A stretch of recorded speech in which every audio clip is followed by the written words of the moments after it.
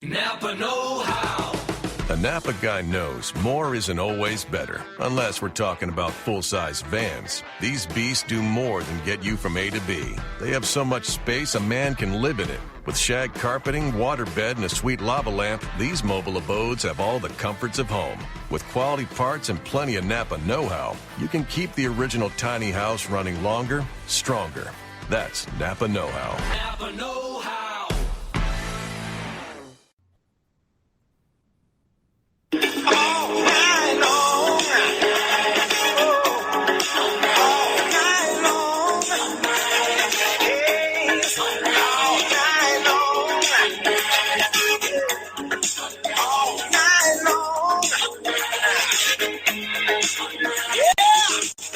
It's the All Night Long Wrestling Podcast with the Enforcer. I believe you're called Enforcers, Gordon. I sell women's shoes. And the Stallion. Stallion, baby! I am not what you would call a handsome man. I'll kick you in the nuts and you'll smile at me and like it. Oh, nice!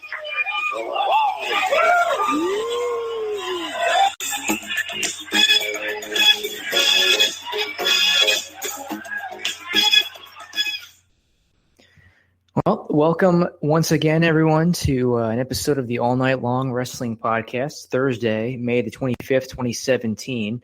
And this is the Stallion coming live from my cave in Long Island, New York. And I believe we have the one and only Enforcer on the line with me. Are you there, buddy? I feel like life has beat its L on me. Well, you know what, my friend? Like the great Phil Collins once said, it's just another day in paradise right now. Oh, it's something, pal. It is something, I'll tell you that much.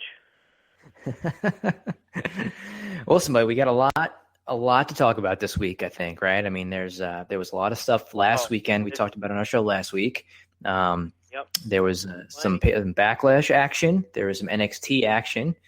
And we all have a new WWE champion.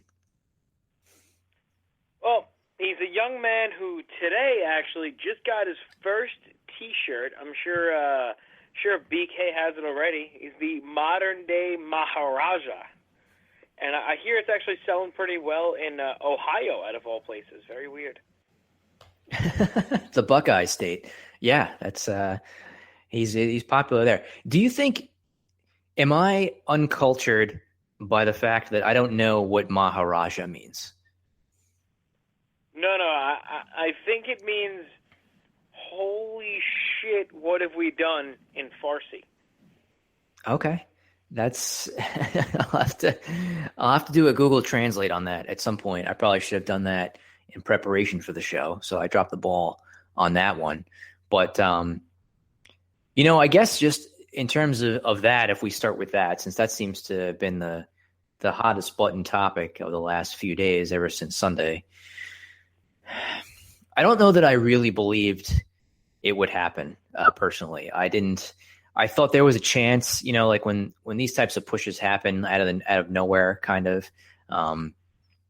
I've seen, there's been examples in the past, and I'm sure we can name a few things. Like JBL is one, I think, example where you kind of get a singles push out of nowhere for a guy who doesn't really have a whole lot of experience in that category, and then whether it's Vince McMahon or somebody just decides to go all the way with the push, and give the guy a championship. So I think I thought there was a chance it could happen, but I didn't really believe that it would. So as I was sitting and watching Backlash on Sunday night, I was pretty surprised at the end of the WWE title match. What were your thoughts on that? Did you think that they would actually pull the trigger on this?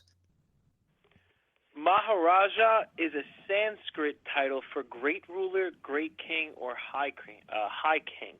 The female equivalent, the Maharani, denotes either the wife of a Maharaja or a woman ruling in her own right. So that's what Google brings to the table there. So he's the great ruler, the great king. I think it makes sense. Good for him. He's got a shirt. I'm sure he's going to sell dozens. I think watching the show, I kind of did. I really kind of. Randy Orton was flatter than 2-day-old Dr. Pepper as a champion, and I don't think he was doing any. He's also a guy that doesn't really. He hasn't done anything since the Bray Wyatt feud. But also, if you look at the WWE title, I think it started with Bray Wyatt, AJ, John Cena, Bray Wyatt. Then it went to Randy. Now it's on Jinder. All since what, December? Am I off base on that? Yeah, AJ had won it in September of last year and held it until January. So he had it in January, lost to Cena at the Rumble. Cena then lost it 2 weeks later at Elimination Chamber to Bray Wyatt. Wyatt then lost it, whatever it was, like 4 to 5 weeks later at WrestleMania. And then I guess in the end, Orton really only probably had it for about 6 weeks himself, since the first weekend in April until this past weekend when he lost it to Jinder. So yeah, it's changed a good amount of times already in 2017. So I can't imagine. I just read something that said they think Jinder is a long-term champion. I think that would be surprising to me if that was the case. I guess the question is who's next. I know they're going to do a Randy Orton rematch, which I don't think anybody's looking forward to seeing. But you have the Money in the Bank coming up, and I wouldn't be surprised if whoever wins the Money in the Bank cash it in that night.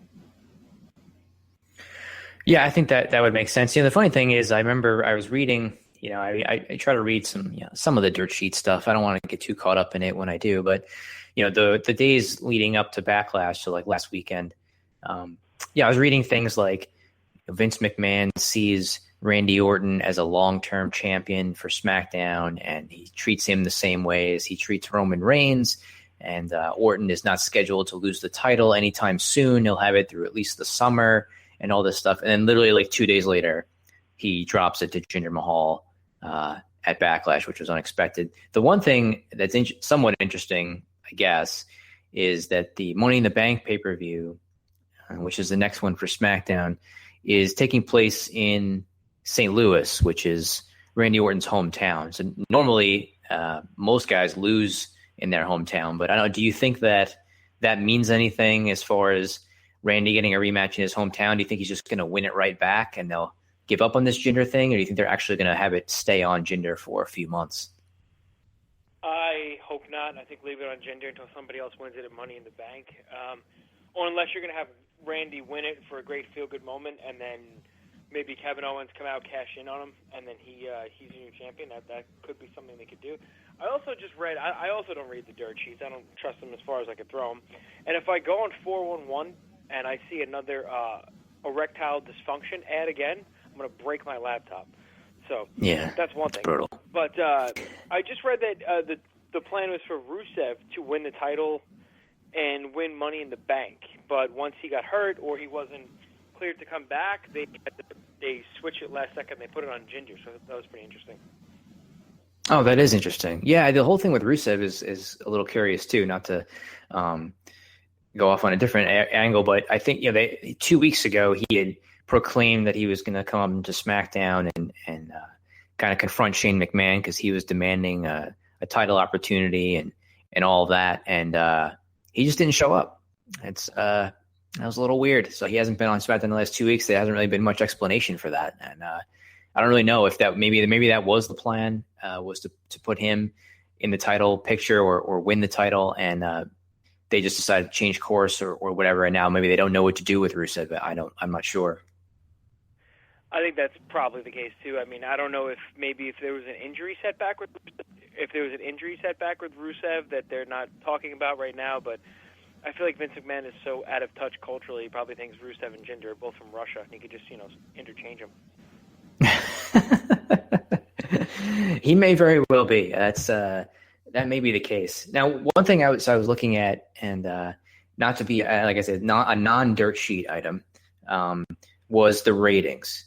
And I was looking at an article on ratings because those are concrete statistics and information to just kind of see what the ratings were like for SmackDown, at least over the last few months, right? So when they first went live, back last year. Ratings went up. Obviously, at that point, there was a draft episode that had taken place, and they then just split the rosters.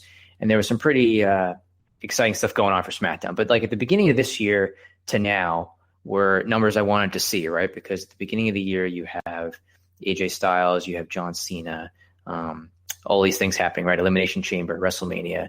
And now after WrestleMania, now you're kind of settling into some things. And I wanted to see like what impact Jinder Mahal's title reign would have on things. So just very quickly looking at some of the numbers in terms of viewership for SmackDown. In January, SmackDown was hovering around the 2.5 to 2.6 million range of viewers, right? After the Rumble, they had a little bit of a spike. February, same type of thing, 2.6, 2.7 million viewers. Again, March, same thing, up a little bit, closer to 2.7 million on average. WrestleMania, the Tuesday after WrestleMania, they got up to about 2.9 million. And then they had the Superstar Shakeup episode, which was a little bit over 3 million. That was their peak for the year. So immediately after that, April 18th episode, which I believe it was that show, if not the show right after that, where Jinder Mahal won the six-pack challenge to become the number one contender. And the ratings immediately nosedive. The viewership goes down to 2.5 million to 2.3 million to 2.1 million last week, and then back to 2.3 this week. So to me, that shows people are not interested in the Jinder Mahal main event push, right? That's how I would take that, right? The viewership of the overall shows has gone down ever since he's been featured in the main event. Would you agree with that? Yeah, I mean, I guess that's really the only way to look at it. And usually the shows, correct me if I'm wrong here, I know the post pay-per-view shows are high rated. Are the go-home shows usually equally as high in the rating? I don't know. I think it's like you said. I think it's more the post pay-per-view shows that are like kind of get a little bit of a spike, like after the Rumble, after WrestleMania, things like that. The go-home shows, I think ideally they would get a little bit of a boost, but in this kind of era where the ratings are kind of at an all-time low, essentially, I don't think they really get too much of a spike for those. But it just like they got a little bit of a bump this week. It went from like 2.1 million was their low for the year, and then this week they went back up to 2.3. But it's still well below the 2.5, 2.6 million viewer range that they had when AJ was on top and Cena was on top, and the Wyatt Orton feud was kind of at a point where it was still interesting to people. But I don't know. That's kind of how I take it. They put him in the main event, and that's really, I think, the biggest thing that moves the needle as far as viewership goes, right? People want to see who the champion is and what the main feud is on the show. And the Jinder Randy Orton feud is not lighting the world on fire, I would say. No, but the only problem with that is, too, then you're also focusing on guys like Nakamura, AJ Styles, and Kevin Owens. And if I wonder how much blame, quote-unquote, Vince gives them for those low numbers, too. Do you think it's equally as much as the main event, or is it kind of more main event or does it secondary? Yeah, that's a good point, too. I mean, this week, SmackDown's main event was, I think it was AJ Styles and Nakamura versus Kevin Owens and Dolph Ziggler, which was kind of a longest match. But I don't know if that had an impact on the ratings or not. I wonder if they do feel like that's an issue. But I don't know. It's, to me, I think it's just when you look at stuff, at least in the past, right, in years past, it was always kind of focused on who the champion was and how they draw, right? Are they a draw? So Jinder just won the title last week.